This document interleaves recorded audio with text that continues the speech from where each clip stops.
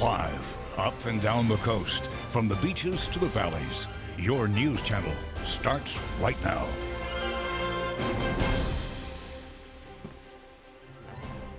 Hi, good Saturday evening to you. I'm Dave Alley, filling in for Tracy Lair. The job at Vandenberg, it is all done. Now, earlier today, the last Delta IV rocket launch took off today from Vandenberg Space Force Base. Spy Satellite Agency for the United States says the National Reconnaissance Office placed a top-secret spacecraft with that rocket. The new spacecraft will provide another tool for NRO as the nation's eyes and ears in space. And now it's on to the next mission. Back here locally, News Channel reporter Christina Rodriguez, she was in the area there around Vandenberg Village, speaking to spectators who traveled all across California to watch the historic launch. The Delta rockets have been launching from Vandenberg since 1959, and this was the last launch. It's exciting to see a Delta IV Heavy. I hear it's loud, I hear there's a lot of vibration, and the weather looks perfect today. People traveled from Northern and Southern California to witness space history. I think everybody's excited. I mean, the community is buzzing about the launch. You see the cars driving into Vandenberg. The Delta IV launch will be the last heavy rocket launch on the West Coast. ULA's path forward is they're moving away from some of their older legacy rockets and moving into the future. So it's really cool to see, the space industry kind of like step up and push harder into the future. Other people say they are excited to see the new lightweight rockets launch that will replace the Delta IV. I don't think a lot of people know that rockets take off from, not too far away from Southern California. So I think it's cool when people are interested in space and interested in coming up and seeing how a launch goes off. In Vandenberg, I'm News Channel reporter Christina Rodriguez. Meantime, in Florida, SpaceX launched 52 Starlink satellites into low Earth orbit. 5, 4, 3, 2, 1, ignition, and liftoff of Starlink 435, go Falcon 9. We do have liftoff there. The launch from Cape Canaveral Space Force Station in Florida was the fourth flight for the Falcon 9 first stage booster.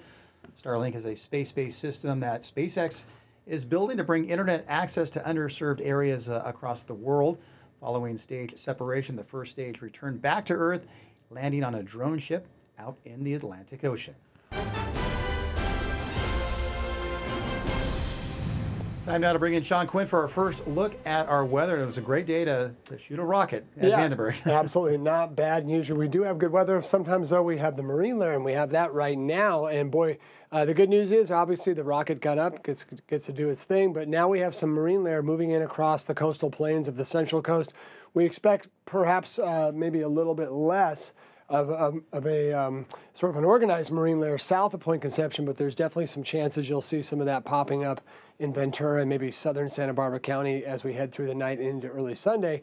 And of course, also everyone's been talking about it. It got a little warmer again last couple of days, and inland areas are expected to stay on the warm side for at least the next 3 to 4 days before we start to cool things down as we head toward early October. So one advisory to talk about, and that is a heat issue, which is now firmly in effect for Ventura County, and they've got this one going all the way out to the beaches, but there's some little sort of inklings in our weather computers that maybe will keep some of the sand communities, I mean literally on the sand in Ventura County, and as well anybody else, where we'll have just enough sea breeze to keep us at least mild, if not even on the cool side. So the good news is this heat wave, unlike the one in the beginning of the month, September, was brutal all the way out well into the ocean. This one has some onshore flow that will give us some refuge in the right spots. All right, well, I'll be back in just a few moments. We'll talk more about the changing forecast and also look into the Atlantic, where it's really busy with a lot of hurricanes. Dave? Yeah, you got a lot to talk about. We'll see you soon here, Shawn.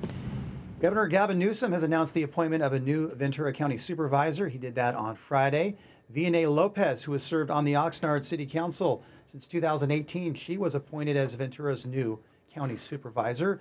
The 35-year-old is all set to continue the work and the legacy of Supervisor Carmen Ramirez in supporting working families and the Latino community.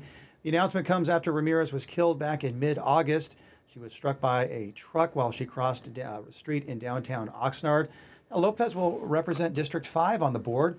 That includes parts of the city of Oxnard as well as many of the coastal communities along the shoreline. Isla Vista Recreation and Park District held its second annual Music in the Park concert series today. News Channel reporter Amina Wahab, she was there to check out and see how the music there made UCSB students feel so connected. Bill Tran's passion for music started at a young age. Something about music just like connects with people like internally. I don't know, it's like one of the purest forms of expression that like humans participate in. So I love music for that reason. It was this love of music that led him to found the UCSB Sound Society, a music production club that teaches its members how to record, produce, and mix and master their own music. Today was the first time that many of the musicians from the UCSB Sound Society performed on stage in front of a live audience, thanks to the second annual Music in the Park concert series. We have some really talented musicians in Isla Vista, and they deserve to have a stage with a professional sound system and, you know, be able to showcase their talents. These musicians sang about everything as heavy as heartbreak to lighthearted topics like their love of waffles. First he was talking about like a girl and stuff like that, and I was like, this is so cute.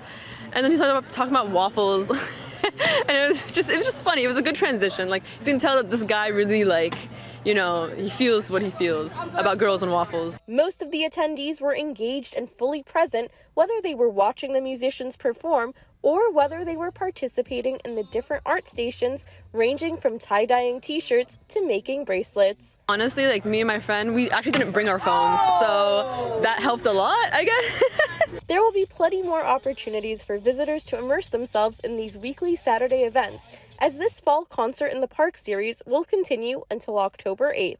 In Isla Vista, I'm News Channel reporter Mina Wahab. A lot of fun stuff happening today. In fact, the biggest celebration on the Goleta Coast began today.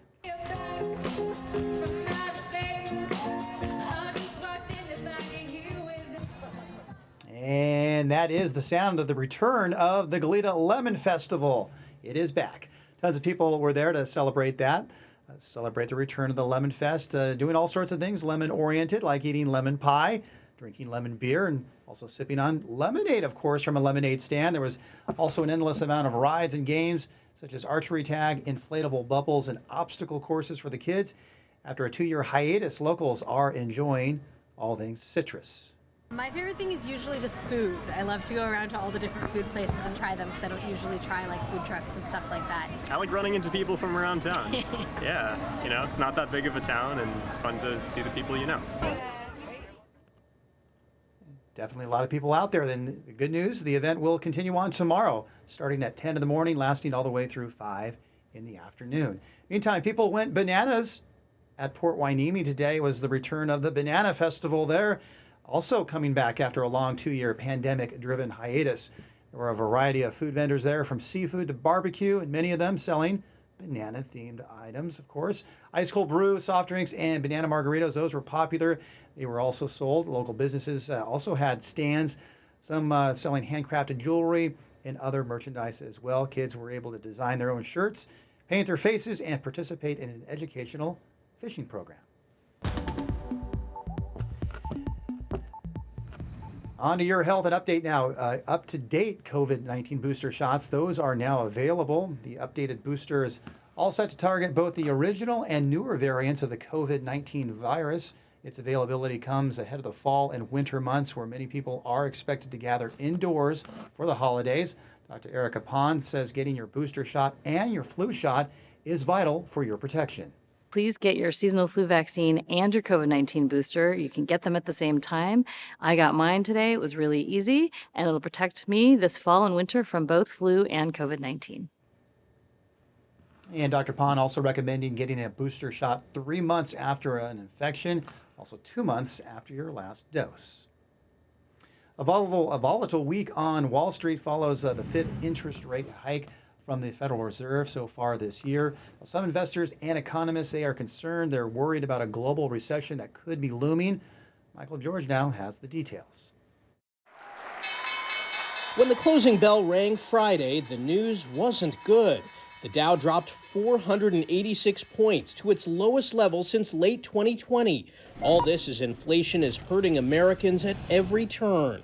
Inflation, gas prices, fuel, it's all up. Since last year, new car prices are up 10%, food is up 8%, and electricity up 15%. While oil prices fell to an 8-month low and gas prices have dropped in recent months, they're still too high for Maryland Park in San Mateo, California. It makes me think twice before I drive out of the way. In Pinellas, Florida, graphic designer David Zidlick says his rent rose so much he had to give up his home. Now he lives in a tent set up as a temporary shelter. Literally, a short conversation on a Sunday afternoon completely changed my life. The Federal Reserve hiked interest rates again this week in an effort to cut inflation by slowing the economy. But that also means higher credit card interest and mortgage rates. D.C. realtor Tiffany Renwick says she's seeing lower-income Americans look for alternatives. People are actually looking at sharing homes. I've seen a lot of people go back to, the roommate layout, and sometimes that's exactly where you are. And holiday travel is also expected to cost more this year. Even though it's early, experts say you may want to book now before prices rise even higher. Michael George, Wall Street. Still ahead on your news channel, live at 11, a tropical storm, as Shawn mentioned, is headed towards Florida. That could soon turn into a hurricane in the coming days. We'll tell you about that and much more when your news channel, live at 11, returns.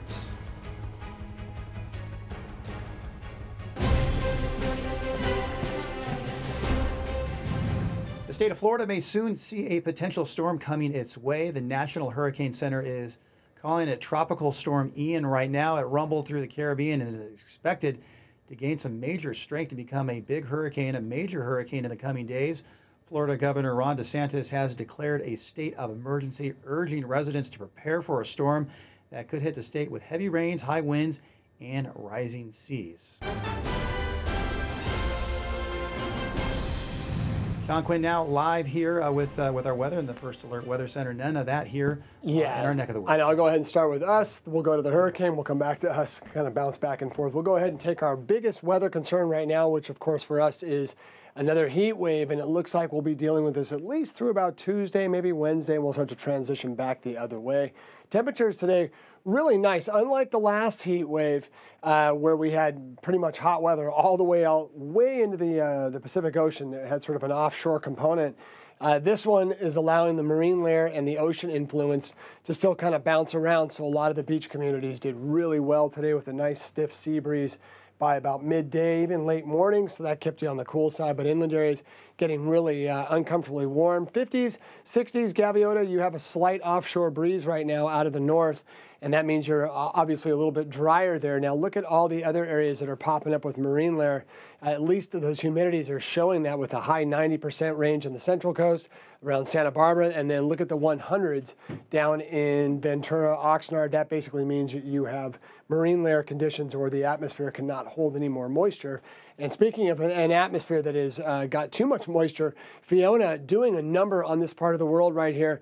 Not completely out of the realm of normal. We do get systems all the way up here, but this one had packed a lot of punch. Fiona definitely starting to blow off well to the north of there, but still a lot of damage. They also have it's an area of the world that gets extreme high tides. So the normal tide today was already way, way up. You add the storm surge, which is the energy of from the storm pushing onshore, and then also high surf. And they're talking about some serious, serious, devastating flooding all around Nova Scotia. Now we'll go back to Ian, and Ian, whether we like it or not, is going to be a pain. Really no chance of this not being some sort of headache over the next several days, and that's because the ocean is extremely warm, and as it chugs toward the north, Ian will likely go right up through this path right here. Category 3, now getting some inklings that it might be a Category 4, likely to turn right up toward western Florida or the Panhandle, and we can look at our maps right here. That's the suspected path, and the 4 now popping up right there just past Cuba. So we're going to have to watch this closely. Will Tampa get it? Maybe Pensacola. We look at our computers and we call this the spaghetti model right here, where you get all the paths, hence the term of looking like pasta, going like that, and the majority of them now are sticking together. You have a few outliers right here throwing it off in a different direction, so we're going to stay with the majority here, and you can see right there. maybe Tampa, possibly Pensacola, that area. But either way, somebody's going to have to take this on the chops here. And more than likely, it's going to be a real big headache over the next several days. Big area of high pressure well over the west. Again, this heat wave still has enough cracks in it that it's allowing some onshore flow. So that's good news, and you can see that right here with all the light gray clouds, the heavier clouds well to our north. That will push onshore early next week, and that will help to bring in widespread cooling for our inland areas once we get to about the middle of next week as we start to eyeball October. There's your expected fog for Sunday morning. We'll go fast forward 24 hours, and you'll notice we don't see a big change in that pattern as we head toward early Monday morning, although some areas may get less of the marine layer down in Southern California, Ventura southward, and that's why we expect to see some very hot days Monday and Tuesday, more than likely just off the beaches once you get just a bit inland. So tomorrow, computers calling for some very warm conditions along some of our beaches, probably more like high 70s, only in that the sea breeze should be kicking into gear, and mid 60s and 70s for much of the line. And then look at Gaviota going up into the warm realm, and that's because the computer sees more north winds blowing through there. So we'll have to watch out for both fire concerns, and of course that microclimate can get extremely warm, as we all know. All right, quick look at our forecasted highs for the south coast. Again, into the 80s, a beautiful day expected. Once you get off the beaches and away from that influence of a nice sea breeze, it gets warm very quick and even hot. So be careful, take heed if you are out there in hikes or anything inland. It will be a warm one. Pismo 66, not bad there at all. Same thing with Port Hueneme at around the low 70s, but go up to Ojai and Santa Paula, and you're looking at solid 90s, if not close to a triple digit. Surf is on the small side. We have a south swell and also some wind swell mixed in. Quick look at your 7-day forecast as we start to roll up those last several days of September. About the middle of next week, we're going to transition, and we're going to start to see a cool down going from Wednesday to Thursday for all areas, and that is from both our south and up into our northern areas. We'll be right back in just a minute. Please stay tuned.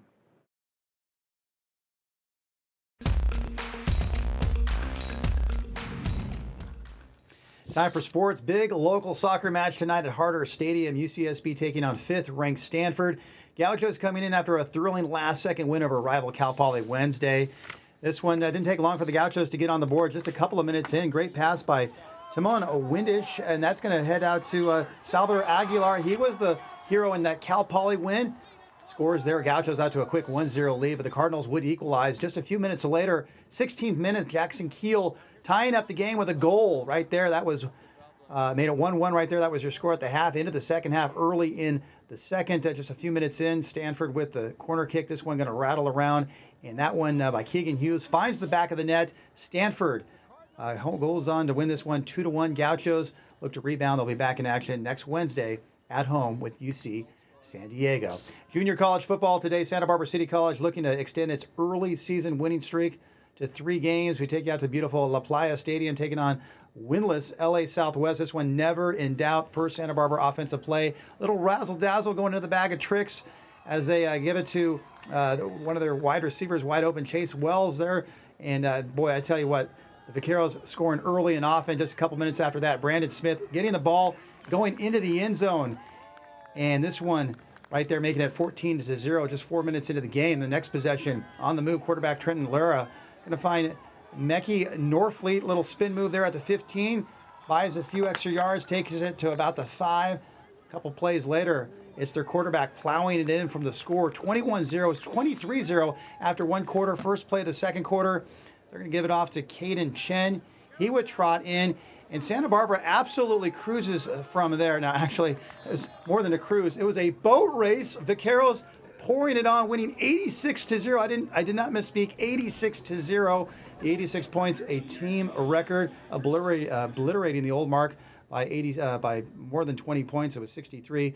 Vaqueros will play Glendale next Saturday. Take you to Hancock, Santa Maria. In Santa Maria is the Bulldogs. Only team to beat Santa Barbara, by the way, this year. They were taking on Fullerton. They were down 7-0. When the Hornets get back on the scoreboard, this is their quarterback, Josh Calvin, going downfield to Cameron Woods. 14-0. Hornets, Bulldogs in rally mode. Second half, they get on the board as it's Zeke Storr handing it off to Dior Kennedy. 4-yard score. Bulldogs on the board, down 14-6. That was your score at the halftime break. Move on to the third quarter. It's Calvin's pass here, the Fullerton quarterback, and he picked off by Cyree Lewis. He's going to return it back to about the 30-yard line. Bulldogs in business on the turnover. And they would capitalize on the turnover as Storer would go downfield. When the Bulldogs were working on offense, and they would hook up with Raymond Paulo here. And this one going to cover 62 yards. Hancock down at that point, just 14-13. We'll move you into the fourth quarter. The Hancock Bulldogs down 28-13 at this point. And they bring in a new quarterback, Logan Mortensen. And he's going to find Jaleel Walker here for a score. So the Bulldogs get close, but in the end, Fullerton would hang on to get the win 28-20. Bulldogs take on Mount Sac next Saturday. NCAA action, Oregon State at home with USC Beavers trying to knock off the 7th-ranked Trojans late in the game, just over a minute to go. The Trojans were down by 4, but it's Caleb Williams making sure there is no upset. Jordan Addison hauling in the touchdown catch. USC survives Corvallis. They get out of town with a victory, 17-14. SC now 4-0 on the season. UCLA, by the way, beats Colorado 45-17. Let's talk baseball. Dodgers and Cardinals back on the field tonight. A little bit of less drama and history than last night when we saw Albert Pujols hit historic home run number 700. Dodgers, they've got a future Hall of Famer of their own, Clayton Kershaw. He was on the mound. Now, the Dodgers showed plenty of power. No Pujols home runs tonight, but plenty for the Dodgers. First inning, Will Smith goes deep. Very next inning, Trace Thompson would go deep as well. A little bit later, Miguel Vargas, the rookie for the Dodgers, he hit his first career home run. He's now just 699 behind Pujols. Dodgers go on to win this one 6-2 as they break back into the win column. Other results from California teams, the Padres and A's both win. The Angels and Giants both lose. And we'll be right back with more news right after the break.